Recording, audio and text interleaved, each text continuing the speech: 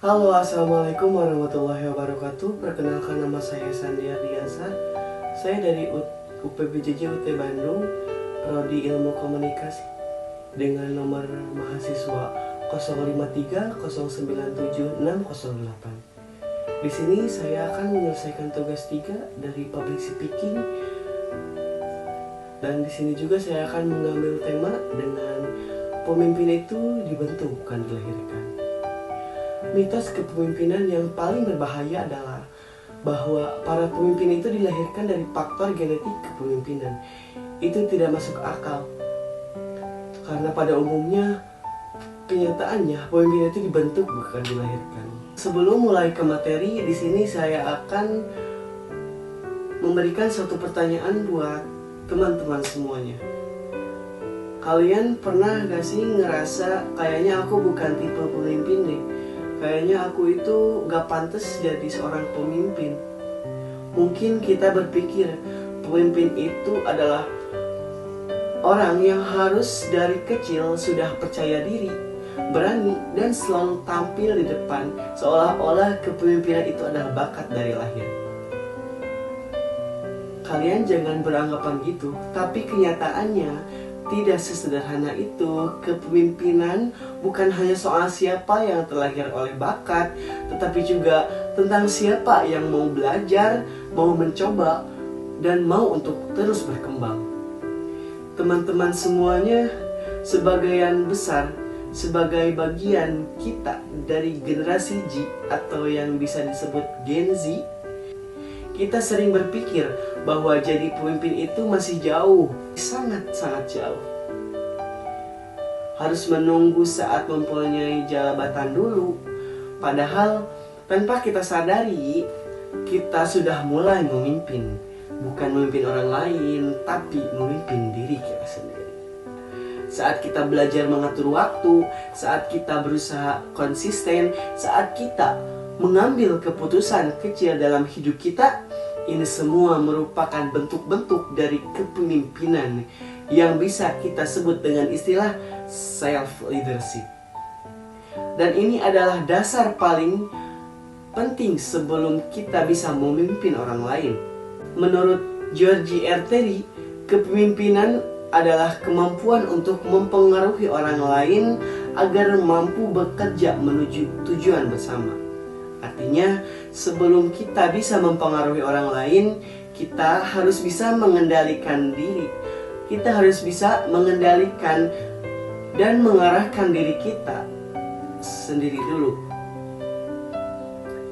Teman-teman sekalian, kabar baiknya kepemimpinan itu bisa dilatih. Kita bisa mulai melatih kepemimpinan dari hal-hal sederhana seperti 1.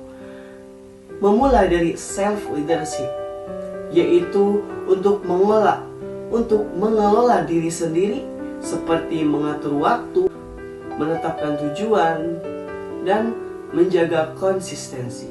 Yang kedua, belajar berkomunikasi dengan baik, semangat dalam bekerja sama dengan tim, kreatif, percaya diri, inovatif, dan mobilitas.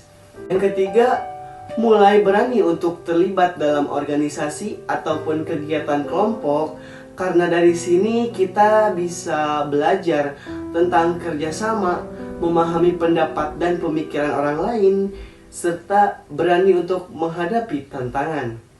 Salah satu tokoh pemimpin yang bisa kita contoh kepemimpinan, gaya kepemimpinannya adalah almarhum Bapak B.J. Habibie. Beliau memimpin Indonesia di masa kritis, namun tetap mampu membawa perubahan besar, seperti mendorong kebebasan pers dan memperkuat demokrasi. Yang menarik, beliau tidak hanya cerdas, tapi juga dia sangat disiplin dan terus belajar sejak muda. Ini menunjukkan bahwa kepemimpinan bukan hanya soal bakat, tapi hasil dari proses dan kerja keras. Dan hal ini juga yang saya rasakan secara langsung saat saya diberi amanah untuk menjadi sekretaris OSIS. Awalnya saya merasa belum cukup percaya diri dan berpikir, apakah saya bisa menjalankan tanggung jawab ini dengan baik? Saya pun sempat merasa panik saat saya ditunjuk untuk memimpin rapat. Namun saya mencoba perlahan untuk beradaptasi dan memberanikan diri saya untuk melatih kemampuan berkomunikasi dan terus melakukan pendekatan melalui diskusi dengan rekan-rekan OSIS lainnya.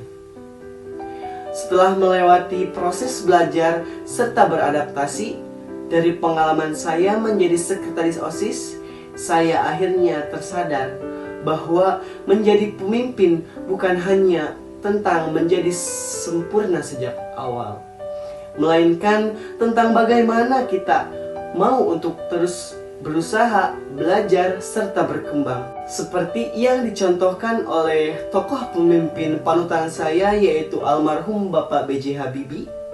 Pengalaman saya sebagai sekretaris OSIS kini membawa diri saya ke tahap ini, di mana saya belajar untuk lebih disiplin dalam mengatur waktu, bertanggung jawab terhadap tugas dan pekerjaan saya, serta lebih berani untuk berkomunikasi dan bekerja sama dengan banyak orang.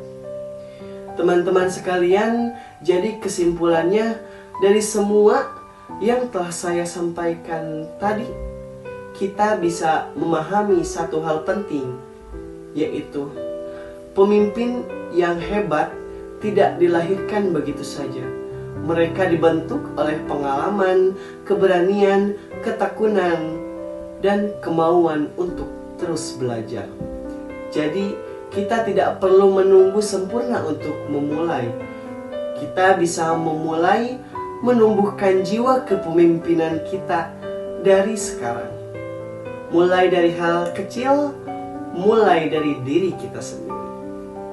Karena kepercayaan diri dan kemauan itu akan datang seiring dengan perjalanannya kita belajar. Mohon maaf bila ada kesalahan kata ataupun salah bicara. Terima kasih atas perhatian teman-teman semua. Billahi taufiq wal hidayah. Wassalamualaikum warahmatullahi wabarakatuh.